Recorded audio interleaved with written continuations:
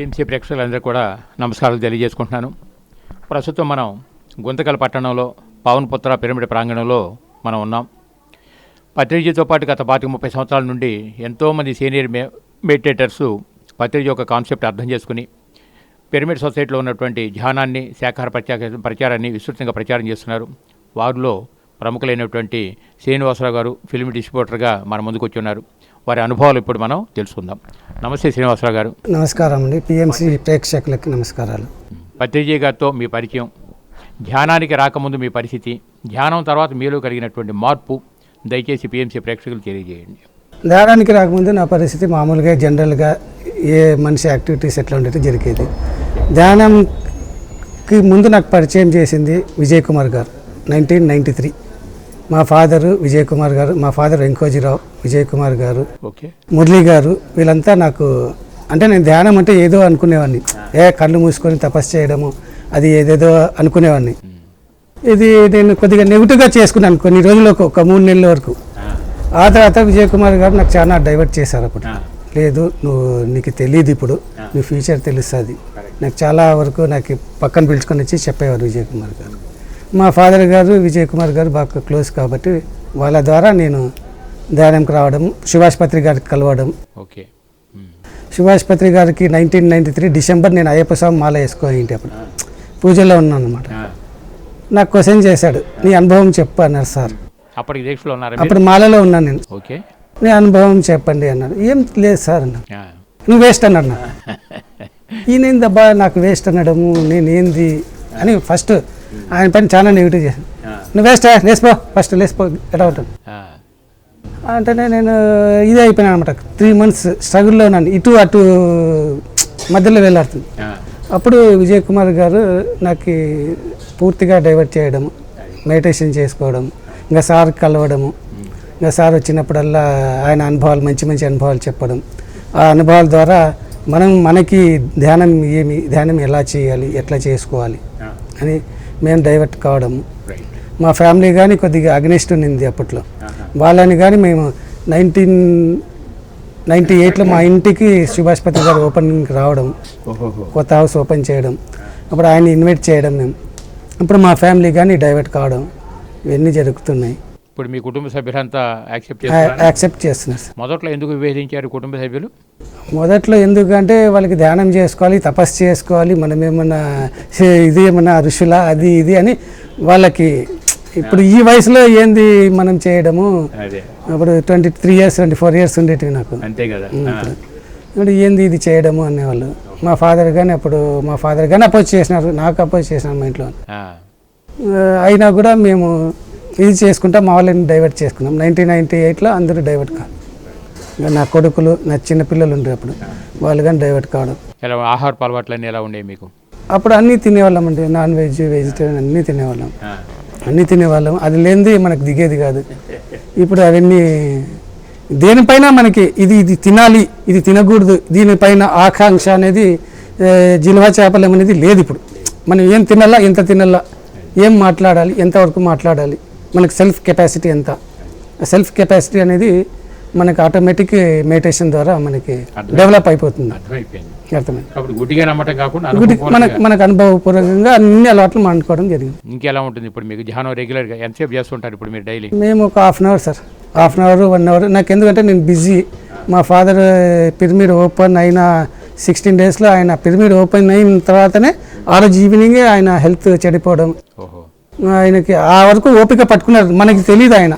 ఆయనకి మెడిటేషన్ ఇది ఉంది కాబట్టి, ఆ పవర్ ఉంది కాబట్టి ఆయన మెడిటేషన్ ఓపెన్ చేయాలని ఆ బాధని లోపలే దాచుకోవడం మాకు కానీ తెలియదు. అది చూసే నేను వెళ్ళిపోతున్నాను, ఇంకా నువ్వేం టెన్షన్ పడద్దు, అయిపోయింది నాది స్టేజ్, ఇది ఇంతవరకు ఉన్నింది నాది, అయిపోయింది. మార్చి అప్పుడు 5వ తేదీ ఓపెనింగ్ అయింది పిరమిడ్. మార్చి 5వ తేదీకి ఓపెన్ అయిన తర్వాత ఆయన 16th బాడీ రిలీజ్ చేసి వెళ్ళిపోయారు. ఆయన భయపడలేదు అనమాట. బ్లడ్ వస్తున్నా ఆయన భయపడలేదు. ఒకటి ధ్యానం చేయండి, ఈ బాడీ శాశ్వతం కాదు, మన ఆత్మే శాశ్వతం. ఆఖరి శ్వాస వరకు కూడా ప్రచారం చనిపోతున్నా కూడా సమర్థించారు. ఇంకేమిటి, ఇంకా మీ ఆహార విషయాలన్నీ కూడా మారిపోయింది. మీరు కూడా ప్రచార కార్యక్రమాల్లో పార్టిసిపేట్ చేస్తుంటారా? చేస్తూ ఉంటాం సార్. ధ్యాన ప్రచార కార్యక్రమాల్లో వస్తూ ఉంటాం. అంటే వృత్తిపరంగా బాగా బిజీగా ఉంటాను. అవును సార్, బిజీగా ఉన్నాను. ఇప్పుడు నేను ఒక్కడే చూసుకోవాలి. ఇంకా 2-3 వ్యాపారాలు అయిపోయినాయి నాకు. ఒకటి పోయి 2-3 అయిపోయినాయి. దానిలో చూసుకొని నేను టైం చూసుకొని వస్తూ ఉంటాను ఇక్కడ. ఇప్పుడు ఫ్రీ దొరికితే అప్పుడు మెడిటేషన్ చేసుకోవచ్చు. దీనికి టైమింగ్ నైట్ డే ఈ టైంలో చేయాలి అనేది అవసరం లేదు. మీకు ఎప్పుడు వీలుంటే అప్పుడు ధ్యానం చేసుకోవచ్చు. ఏ విధంగా సర్వీస్ చేస్తున్నారు ఇప్పుడు మీరు? ఎందుకంటే పత్రిక చేస్తూ ఉంటారు, మనం ఏదైనా సహాయం చేయాలి అని అంటే తన్ మన్ ధన్ అంటారు కదా. తన్ మన్ ధన్ 3 రకాలుగా కూడా సహాయం చేయొచ్చు అంటుంటారు. ఇప్పుడు మీరు ఎట్లా ఏ విధమైనటువంటి పరిస్థితుల్లో సహాయం చేయగలుగుతున్నారు? ధ్యానం చేయమంటాను. ధ్యానం కన్నా ధన్ అనేది మనకి మన ఆత్మని శుద్ధి చేసుకునేది కనుక ఎన్ని కోట్లు ఇచ్చినా రాదండి. ఆత్మని శుద్ధి చేసుకోవాలంటే నువ్వు ఎన్ని కోట్లు పెట్టినా ఆత్మశుద్ధి అడుగుతుంది. అంటే ఓ మంచి కార్యక్రమాలు చేయడానికి, ఉదాహరణకి పవన్పుత్ర పిరమిడ్ నిర్మాణం చేశారు, ఎంతో డబ్బు ఖర్చు పెట్టి కట్టగలిగారు. ఇటువంటి ఆటోనటికి మనం సహాయం చేస్తుంటాం. అంటే పత్రిజీ గారు ఇప్పుడు తన్ మన్ ధన్ అన్నారంటే కొంతమంది శారీరక శ్రమ ద్వారా సహాయం చేస్తుంటారు, కొంతమంది ప్రచార కార్యక్రమాల్లో పార్టిసిపేట్ చేయొచ్చు.